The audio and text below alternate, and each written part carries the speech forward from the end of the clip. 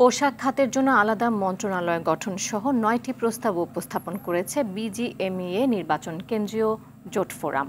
সংগঠনের আসন্ন নির্বাচন নিয়ে রাজধানীর এক হোটেলে সাংবাদিকদের সঙ্গে মতবিনিময় সভায় সরকারি বিভিন্ন দফতরে আমলাতান্ত্রিক জটিলতা কমানো সহ নানা বিষয় তুলে ধরেন নেতারা।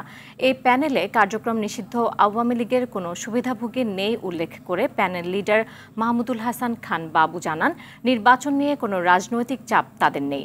আগামী ৩১শে মে বিজিএমইএ এর ২০২৫-২৭ বছরের পরিচালনা বোর্ডের নির্বাচন অনুষ্ঠিত হবে।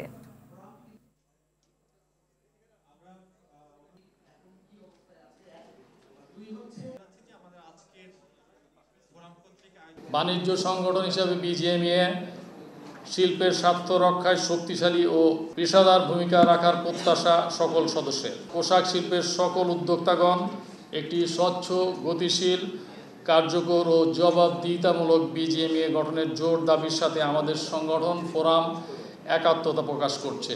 আমরা একটা জিনিস এনশিওর করতে চাই, আমাদের বোর্ডে মেম্বাররা আমাদেরকে সমর্থন দিবেন, এই জন্য কোনো ব্যক্তিগত স্বার্থ চরিতার্থ করার জন্য আমরা বিজেপি বোর্ডে যাচ্ছি না, অতীতেও যাইনি।